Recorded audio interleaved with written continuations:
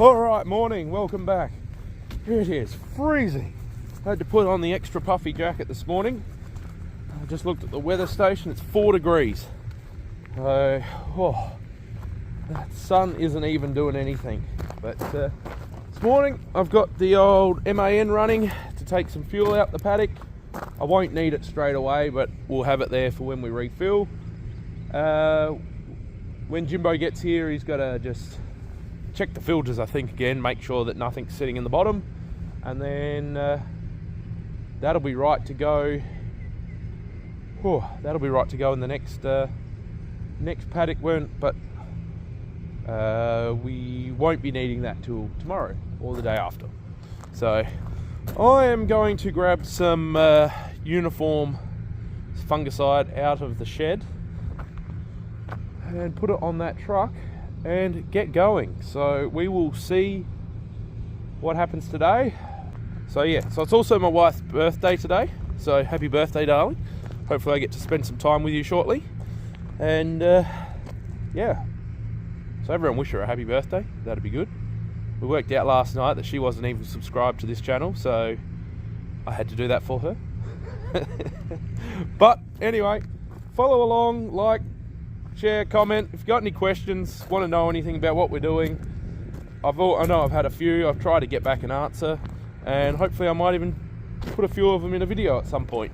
But yeah, it's cold. I'm going to get some fungicide and I'm going to get going. Let's get started with the day. So a few things changed, didn't they, Murph? While the truck had air, I put diesel in this morning because look, that'll be enough to finish out here. But it's that cold, the oil is taking a long time to warm up. So I don't really want to get going just yet.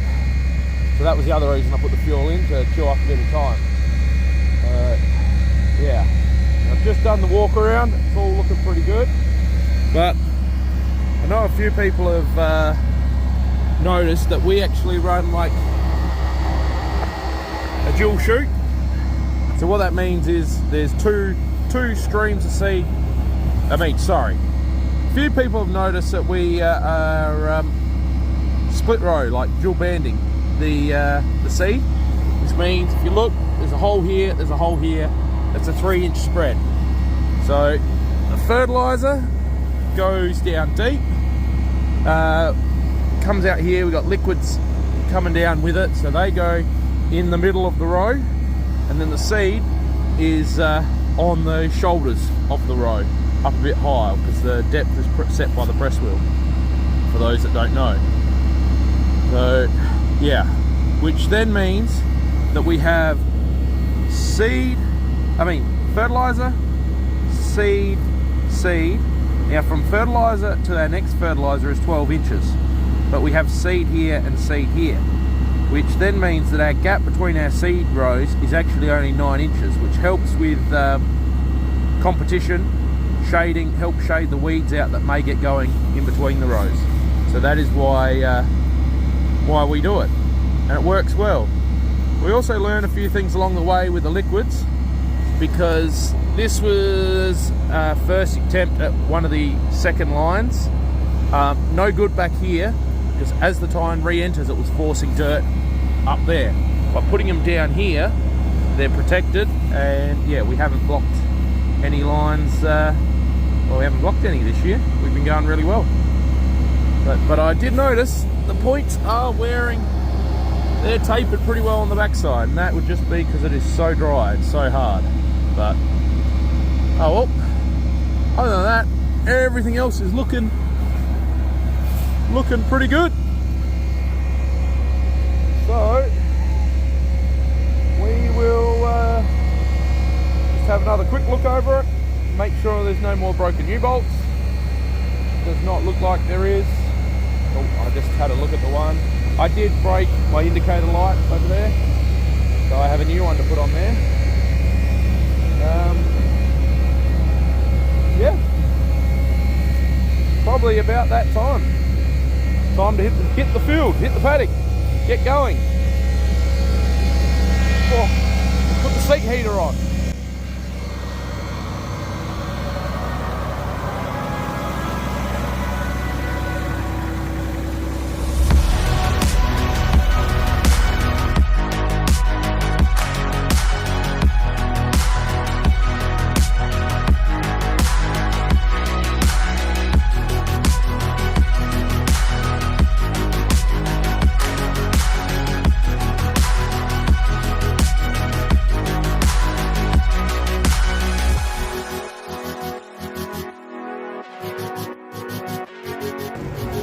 Oh, it's definitely warmer now. So I went for, actually I went longer than I thought, did about 3 hours. So this fill up here should be enough to finish. Just put the map in, and I'm just waiting for the last bit of water to go into the uniform. Down the map.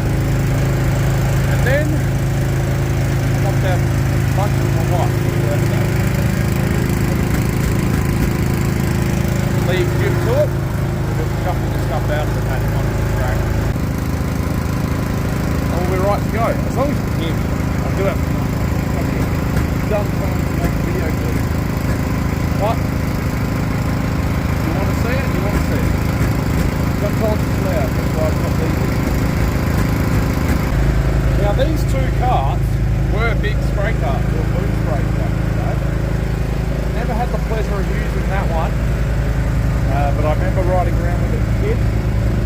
2,400 litre tank. They had manual booms, pick up, you have to carry them around and pin them in the centre. It was 60 feet. If you wanted to raise and lower it, you had to like manually lift it. Yeah, that was hydraulic. Might have had a hydraulic ram up and down one chute, but you had to manually open it. This one was 4,400 litres. That was massive.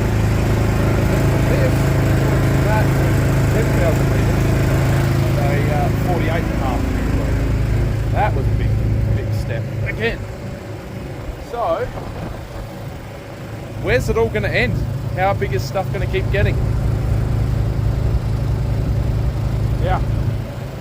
But they do the job. This one we usually set up as a firefighter for harvest time, like put a firefighting pump on it. In case there's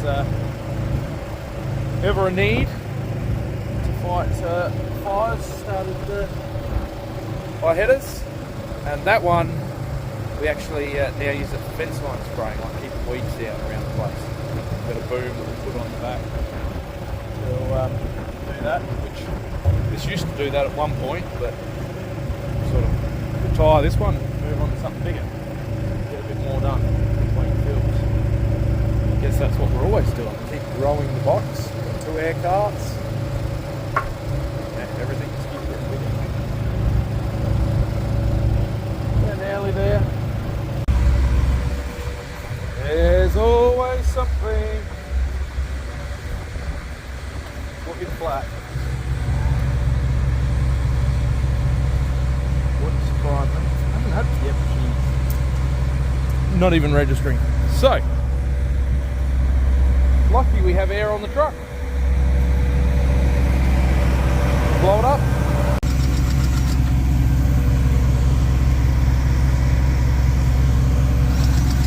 Just enough to keep it going. Can't find a leak, but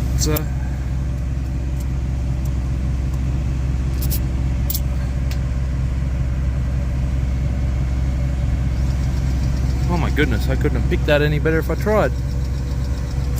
That's what I was... Alright, well we will... Oh, let's just try the... It wasn't flat this morning, so... Must be a fair size...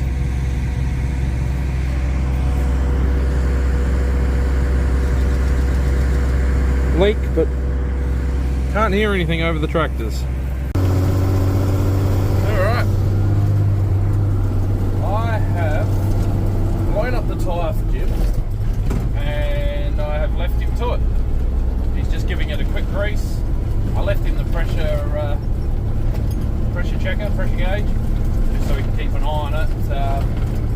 We've only got 50 hectares to go, so we should finish this afternoon and we should get home, and then while we're home we'll whip it off and see if we can find what the leak is, because we had a quick look, couldn't find anything. So it must be relatively slow unless it's cutting a rock. We got all that stuff at home that we can play with it. So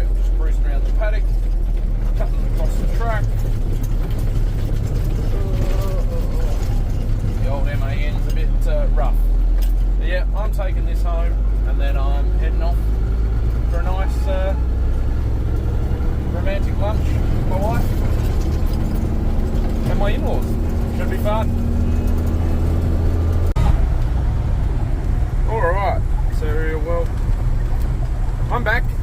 I am at home.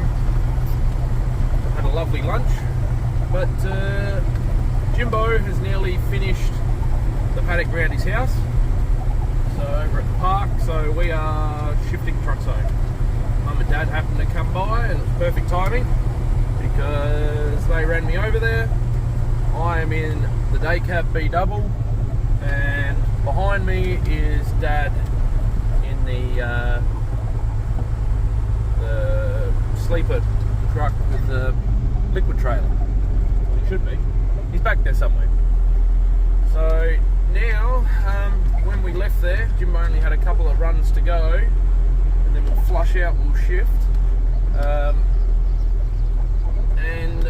Because the next plan is we're going to go out to our wetter block, which is about 16 k's away, and we've got lentils going in out there. We thought while it's dry, we might go do them. Makes it easy to get through the stubble, and yeah, get that done in case it does come in wet in June.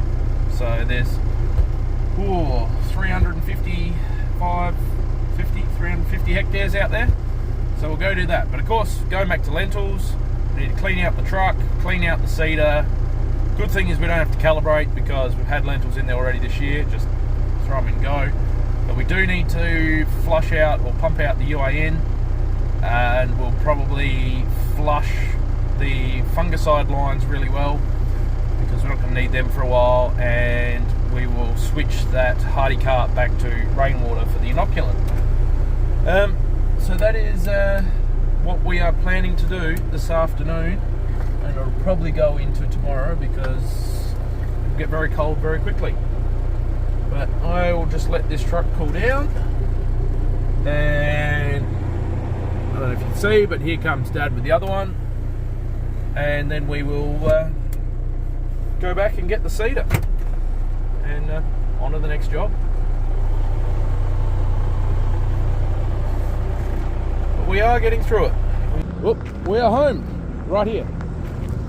So far I have pumped the UAN out back into the tanks, and I've just given it a quick water rinse, filling it with water, because I will use that for a bit of cobalt moly, help go further on a fill, because otherwise we'll be running out there. So we'll do that. Just got to give the hardy a quick rinse so we can swap it over to to rainwater for inoculating. Jimbo has just got the wheat out, so that's ready to go. We do just have to get the wheat out of the back trailer. We'll probably leave it in this old orange trailer in the DAF for now, because we will need a little bit more later on, and we don't need the DAF for anything else. We'll be able to get the lentils straight out of the bin into the back trailer there, or we've got a pile in our grain shed on the floor that's been cleaned that we will also scoop up with the loader and bucket. So I think we've got to put in a couple bags of iron, fill that with water, redo the trace elements. Actually I've got to work out how many trace elements I need. And we better look at that tyre. That keeps going flat. So it was going down again. So Dad, I rang the local Goodyear dealer, and they had one in stock. So I will take it. Thank you very much. Don't know what that one's like, but it's good to have one on hand in case I can't fix it. So yeah, that might be a tomorrow morning job, because I'll probably unfold it. I want to unfold it anyway so I can just give the fungicide lines a real good flush. But and I've also switched the tanks over behind the house, so we've got one of them will have rainwater in it for the inoculant. So I've emptied all the mains water out, and looking at our big rainwater tank over there, we should have enough just to finish all the lentils, which is good. And then we're basically out of rainwater. But like I said, we're lucky. We have mains water available to us. So Won't be high and dry.